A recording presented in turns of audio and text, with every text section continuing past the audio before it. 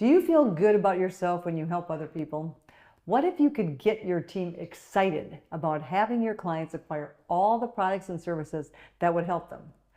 A cross-sales ratio is just a measure of trust.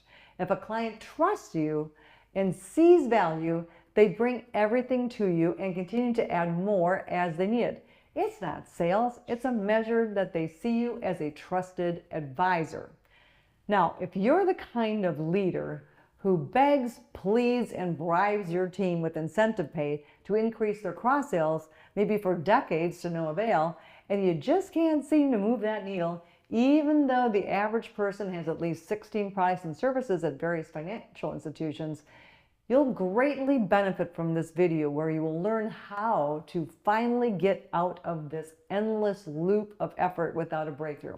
Or if you're the leader who has people who already have cross sales of 6 to 7 on average, but you know that's nowhere near the 16 products and services that customers actually have, in other words, you're still not their banker, this is the place for you. Or maybe you have employees who ran from the big banks and their pushy, manipulative sales systems and ended up convincing the rest of your team to believe that sales is bad, so now nobody is helping your customers buy what they need.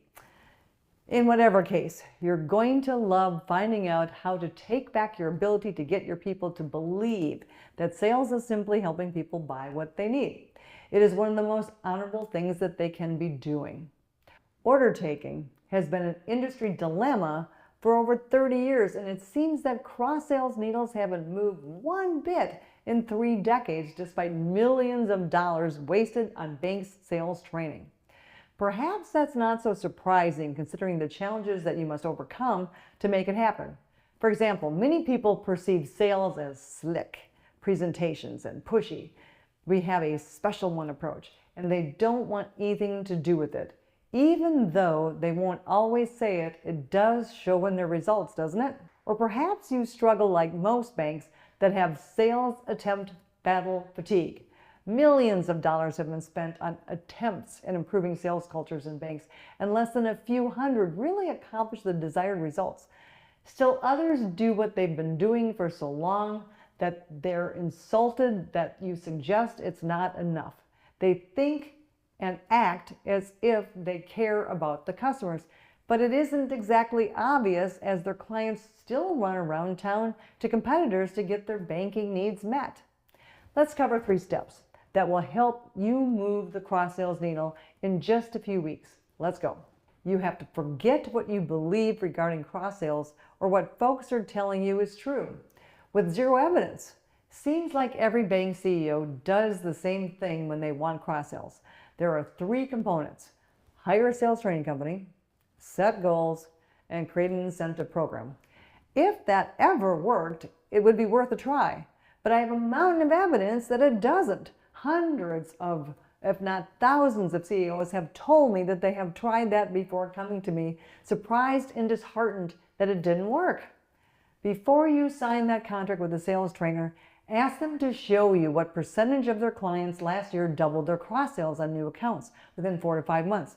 How many of them picked up at least 40 basis points of NIM minimum over the year of their training? How many of them are increasing non-interest-bearing deposits as a percentage of total deposits? In God we trust, for all others, show me the data, right?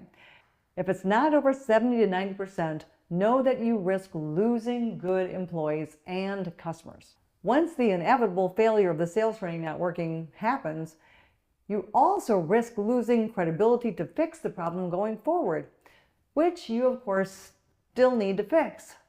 Step 2. In contrast to what sales training firms tell you to do, which sells their program but doesn't deliver the results you need, you will be best served by starting your sales culture transformation with something outside of sales.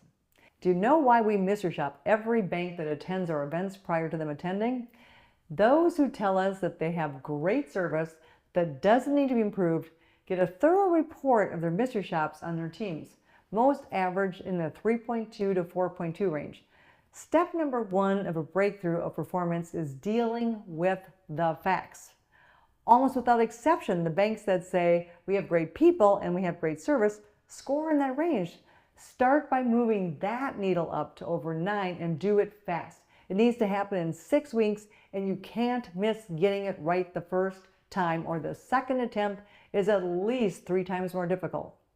When and only when your people are feeling confident that they are being of extreme service to customers will they be open and ready for sales, because now they've realized that sales is really just the next level of taking care of people.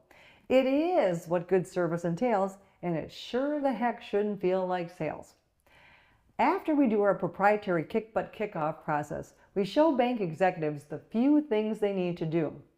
In 30 years, we haven't had one bank that hasn't doubled their mystery shopping scores, and over 92% have tripled. In fact, all of them moved to well above 8, an epic improvement from the 3.2 average start.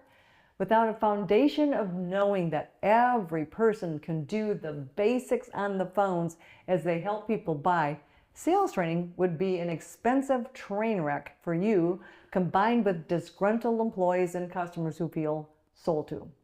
In other words, you need sales readiness to be mastered before you start sales training. Step 3, once they move that mystery shopping needle fast, really fast, they build confidence. In our seminars, we show you how to pop that needle past 9 almost without exception within 6 weeks. Now, and only now, when the birdie's mouth is open, does the mother bird bring the first worm.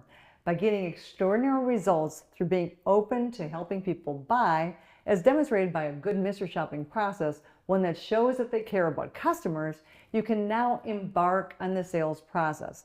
One with the right type of blended learning and progressive stage-appropriate accountability, visibility, follow-up, and motivational components weaved in at the right times.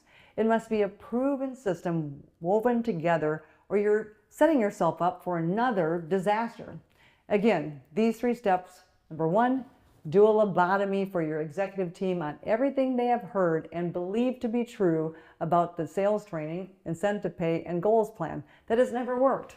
2, move the client experience needle fast, really fast, so that clients are amazed at the experience and your people are loving the experience of what real service looks like. 3, then start the transformative and interweave blended learning as you increase your accountability process. It's not easy, but you will get a predictable result if you follow a predictable process. Watch the next video to discover how to choose the right people for your sales slots.